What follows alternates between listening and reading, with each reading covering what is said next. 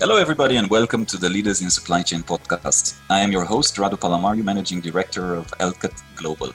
And it is my great pleasure to have with us today Dr. Wolfgang Parsch, who is the Managing Partner of Dr. Parsch & Partner, who is and was the worldwide first advisory company with a main focus on supply chain management, which he created in 1983. He's also one of the first member of the team that first mentioned in the world and coined the term supply chain management. He's been an advisor to CEOs, to many companies in the field of supply chain management, and I'm delighted to have Wolfgang with us today, telling us more. So Wolfgang, pleasure to have you and welcome. Thank you very much for the invitation. And yeah, it's a long time ago that supply chain really started, and it was actually in 1979. My background is natural sciences, so I had a PhD in physics and geophysics, plus philosophy and psychology, and started my career in the IT business, data-driven IT projects, etc. Then I had also pleasure to read some papers, Industrial Dynamics from Jay Forrester. And in 1979, I had a dream. And this dream was that you can compare things in natural sciences as an analogy to business sciences. Yeah? So I approached the whole supply chain part of this idea from that side. For instance, when there is an earthquake, I can measure it thousands of miles away without barriers. I can analyze that. I can see what happens, what are the results, etc. And I said to myself in that funny dream, why couldn't we do this with companies and supply chains from end to end? The word supply chain was not created that, but this was, if you like, it was the birth of the idea of supply chain management in 1979. And I published that in the German Manager magazine, this idea, not under the term, but the idea. After that, I met a few people and partners from Booz Allen and Hamilton. They had, in principle, a similar idea. And we were struggling about how can we name that, yeah? And we came into a snowstorm, and we have to stop in that snowstorm. It was in Switzerland. And during this trip, we discussed about logistics and management and etc. And when we went out of the car, one of my colleagues took out the snow chain. And then that was born the chain. That was the missing link. Supply chain management came out of a snowstorm. So it's a funny story, but it's a true story. And then we sold this as an idea, the first project in Switzerland. So the first supply chain management project under that term was with Landis & Gyr in Zug in Switzerland. And this was a supply chain strategy European-wide because they had a problem in too many inventories. Yes. But the wrong inventories on stock. So they had delivery problems, etc. So, and there I came with this idea and my friends from Booz Allen and Hamilton as well. And I was then the project manager of this first supply chain project. It took me about 2 years for analysis and implementation. And this performed very well, this project, and was then published in the German Wirtschaftswoche, which is the German Business Week in 1982, a successful project under this name also in Landis & Gyr. So this is, if you wish, the beginning and the start of supply chain management, where I am regarded as the first man or the pioneer, the creator of this whole process. The funny thing is, I had this dream and I had this idea of end-to-end supply chain. Now, 40 plus years later, it is possible to do that. Yes. It took a while. It took a while, yeah. So, but you see, you never should stop, yeah. If you have a target you go through, you will reach it as long Exactly. as it takes. But the story that you just shared with the snowstorm and the fact that the snow chain actually played a part in coming up with supply chain, that's fascinating. I had no clue. And I guess to build upon this beginning, how were, or maybe tell us a little bit in the first years, yeah? So I guess Mhm. especially the last 2 years, supply chain with COVID became a point of media, press, reference. Lots of practitioners for the first time, their families got to understand a little bit what they did. So they, there was this moment of supply chain in the prominence. But I can only imagine this happened 2 years, last 2 years, 3 years now. In '83, when you came up with it, there must have been quite a few years and quite long, maybe even decades, where people didn't quite understand. And you had to explain over and over again and do a lot of educating. So maybe tell us if you remember some of the stories or examples of or wins at that early stage wins where you convince some CEOs and CEOs to think of this supply chain end-to-end way. Yeah, okay. Very good question. And it was really a challenging time. Yeah? So when you think back about 1980, 1982, so the beginning of the 80s, only very rich companies could think about supply chain management. And there were not so many innovative managers like this CEO of Landis+Gyr in Switzerland. I met a few ones along my career, but in the beginning, it was when I had made presentations, yeah, people were excited, said, "Oh, great idea," but nothing moved. Yeah, Hmm. it took me really about 5 years to convince people. So I was too early with my idea, of course. Yeah, the computer power was not sufficient. We started working on paper and not on laptops. Yeah, so the real breakthrough, and that's also a funny story I can tell you, the breakthrough for supply chain, the icebreaker was the Apple IIe from Steve Jobs. Hmm. When this was then in the market available, and we could use that to collect data from different points along the supply chain, then it worked. 1985, I had the feeling it really started. So people got interested. We could bring more information. I developed the first analytic control system for supply chain management on an Apple IIe. And so these were really pioneer times. Yeah, pioneer Yes. times.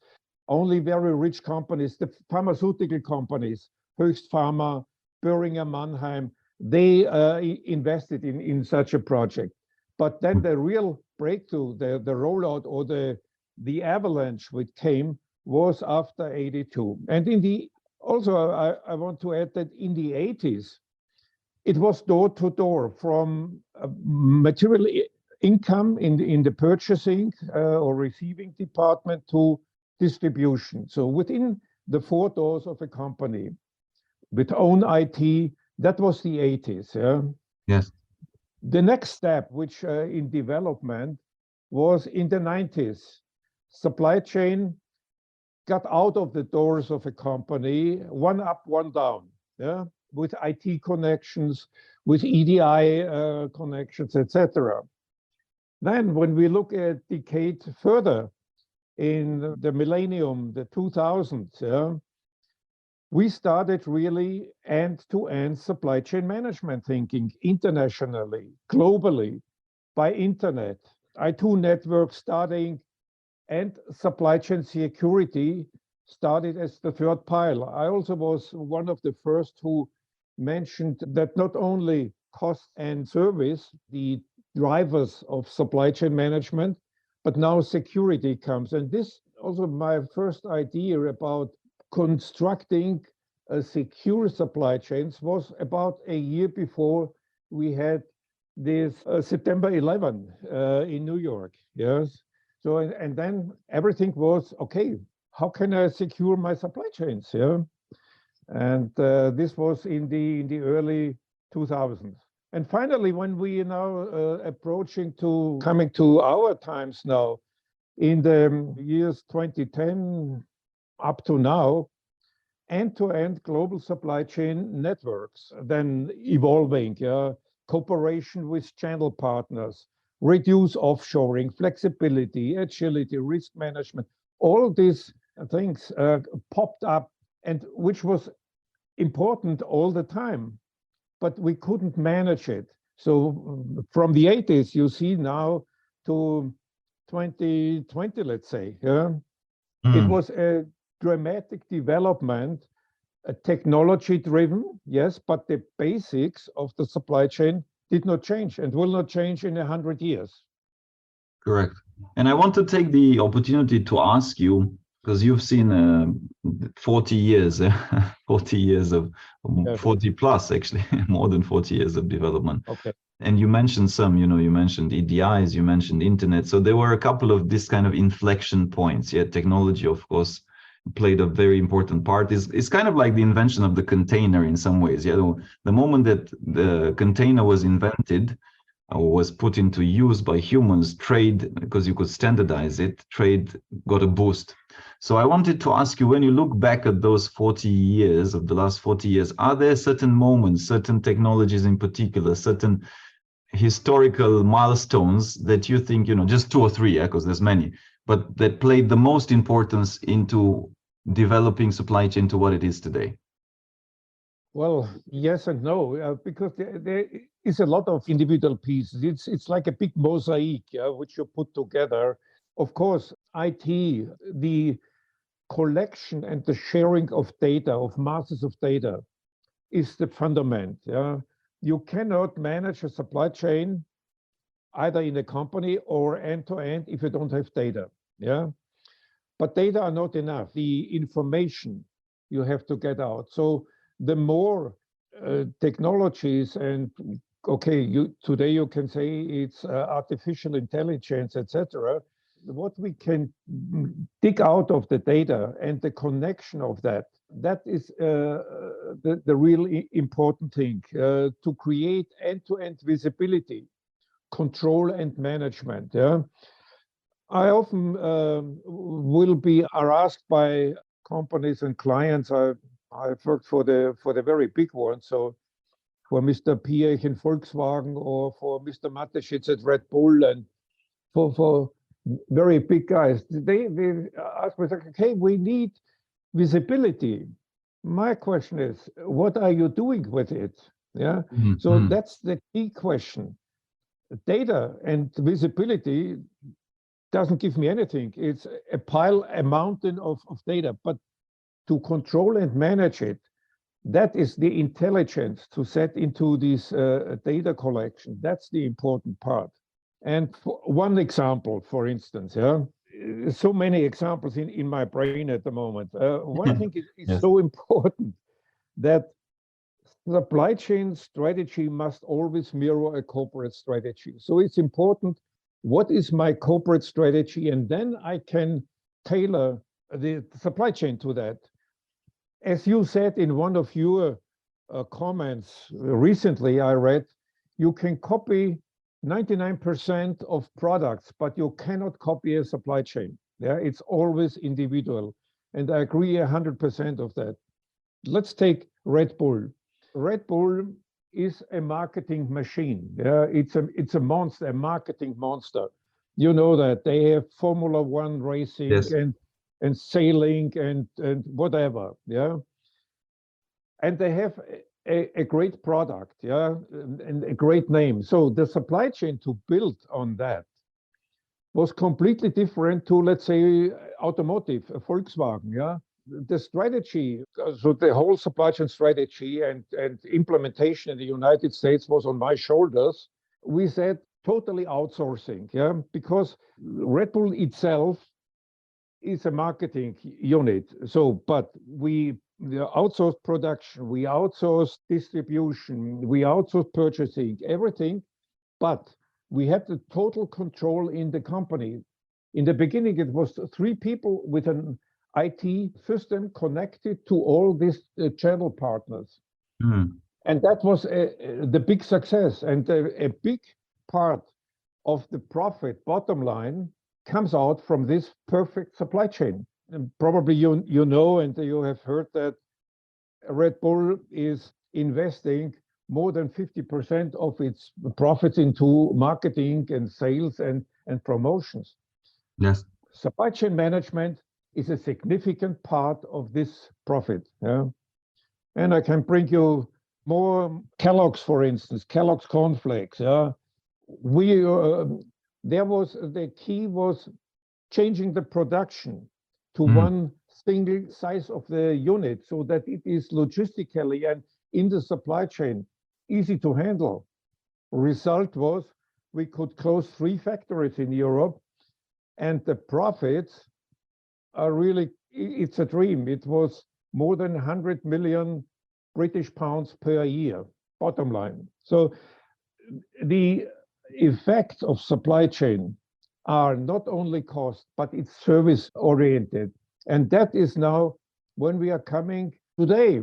In that times, I would say in the last 35 years or really until the pandemic and now the war in Ukraine, it was more a backroom story. Yeah, it was known in operations, but it was not known to the public. Today, the term supply chain management is everywhere in the news and has emerged from these backrooms to front of minds and also to the concerns, to international concerns. And I have seen a cartoon a couple of months ago in a newspaper, in a US newspaper, and there the father said to his young son, if the supply chain don't work, you would not get under the Christmas tree. Mm-hmm. So Yeah. now supply chain management is also at the kids and not only at the CEOs or the COOs. Yeah, Exactly. because when supply chains don't work, the world stands still. Yes. No goods are delivered, no industrial competition or even national conflicts can be won. That's the story. No. Love the examples. And I know that you've recently published a book, and I will want to ask you a couple of questions about it. And probably this question is a little bit linked to also what you put in the book. I wanted to ask, what do you see as in the future, right? So in the next couple of years, so we are to this point 0 now, 2023, and the supply chain has come a long way. What do you see as main areas of developments for the next 5 years? What's in store? Yeah, that's a good question. And always when you're looking into the future, you need to look in the crystal ball. Yeah, I have also a funny cartoon where it is a crystal ball and the lady sitting before that crystal ball, and on the door is the supply chain planning department. Yeah.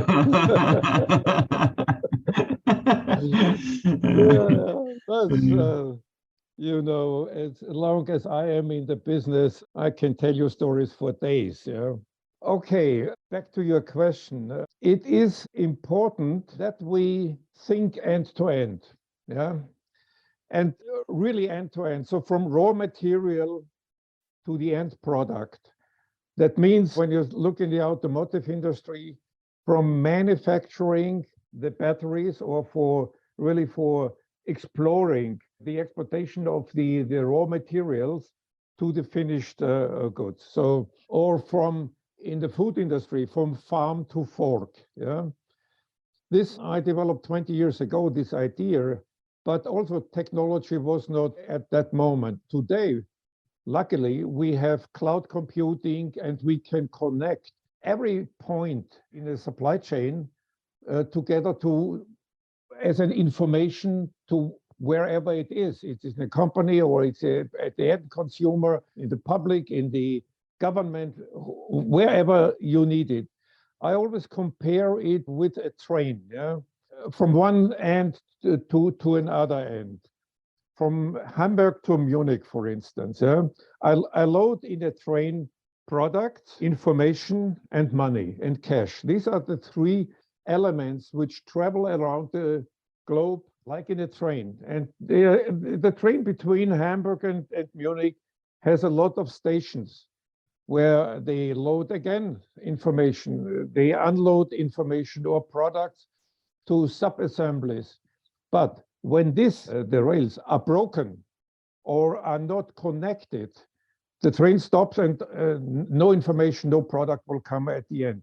So to make it very simple, and I always tell my clients pictures to understand what is important. Yeah, and therefore our book is written as a guide, as a guideline for innovative thinking. As one of the famous Greek philosophers said, I cannot teach you anything, I only can make you think. It was Socrates, yeah? Mm-hmm. And that's the idea of our book, to have a guideline to innovative thinking, to understand that innovative thinking brought breakthroughs in the supply chain with using IT as a tool, thinking new strategies, but having the basics always in mind. And why do I need them? So what is supply chains and why I need them? This is the main content of the book, and the future is to get as much as information as I need. So again, let's say the next 5 years, yeah, the end-to-end supply chain needs to be integrated. The integration today is, would say, 20% of the companies are good in that. I have created the university in Cranfield, the Supply Chain Integration Index. Yeah? This is interesting because then on a very short analysis, let's say in 2 weeks, you can show any company how is their integration. Integration, I mean now really, do the rails from one end to the other be connected, or are there breaks? In other words, is IT completely integrated, or do we have again Excel sheets which must be copied, etc.? Yeah. So this integration index shows me if I have my international supply chains under control or not. And to improve that, that is the challenge for the next couple of years. I need not every information from one end to another end in real time. I have to analyze what I do need to have in real time, not to get into stockouts or production shortages, etc., or what are okay in a week, every week, or every month, or every quarter. Yeah. So the great mistake people make today, or the managers make today, they think an IT tool is the solution. And that's wrong. And IT is a tool. And when I have a hammer in my hand, everything looks like a nail. And that is the wrong perception. So I would say from the basic over the, including the strategies, to use that tools intelligently for what I want for my business. That is in an innovative thinking. And that's also what the book brings. What do you need? Which steps do you need to get to these results? What I hope will improve our world and the supply chain management as well. And to zoom in a little bit further, so, and I like the title, yeah, Breakthrough Supply Chains, the title of your book, and I've seen so many of them. And you've actually mentioned during the course of our conversation, you mentioned one principle. You said that so aptly, actually, that supply chain strategy needs to always be aligned and mirror corporate strategy, because ultimately that's key to success. Any other key principles, maybe from the book itself as well, that make a breakthrough supply chain? Are there any other, low hanging fruits or points of inflection which you would like to mention as principles for breakthrough supply chains? Yeah, well, there are a few things which concerns me really. The low-hanging fruits, I think, can be collected from that what I told right now. Look about the integration, collaboration, as much as possible along the supply chain. Don't hide behind needed information. When I remember one of my clients, he was always angry in sharing his information with his supplier. Yeah. I broke that completely down this wall, and we were sitting down with their key supplier and with this company. And at the end of the day, the supplier was happy that I broke down this wall because both companies saved dozens of millions of dollars at the end of the day because they needed only one information base on one computer, on one mainframe, without a second warehouse, only one warehouse. So sharing information is key. Which information you can share, that's another question. Yeah, it's clearly that you won't share financial information, but all what material movements and all kind of these things must be shared much more. That's one thing which I spontaneously have in mind. The other thing which concerns me and my other friends who in supply chain is the talents. Yeah, we have a lack of good managers on the top levels in the companies. And as you in your business, I'm sure you would support that concern with me.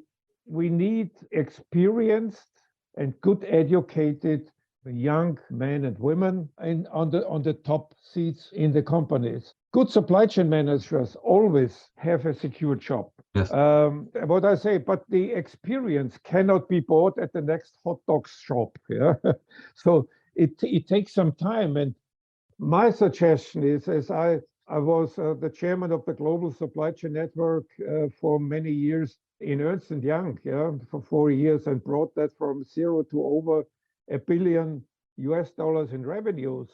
But people was key.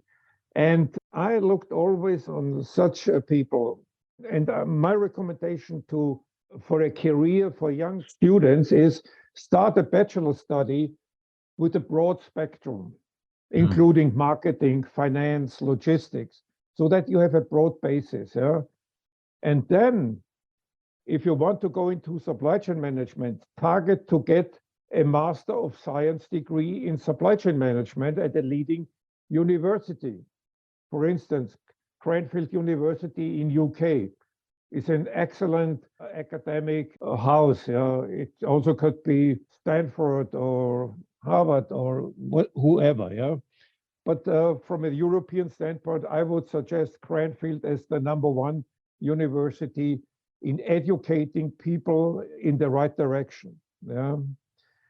And then going into the industry, as I said, everyone out of that school, people are knocking at the door to get the good educated supply chain masters. Yeah? And then try to get as much as possible of all elements in the end-to-end supply chain in international companies. Look at the warehouses, in manufacturing, in planning, in all these details. Yeah? And this all supported by a good guideline. Yeah? Have a guide and run through that. And I'm sure that these young people, and I'm keen to give my information to the next generation, that they will run the job after the next 5 years. Yeah? So when someone hears now my story, it will take him 5 years to get to this master. Okay, fair enough. But then please improve the supply chain management, what I have started 40 years ago. Love the message, Wolfgang.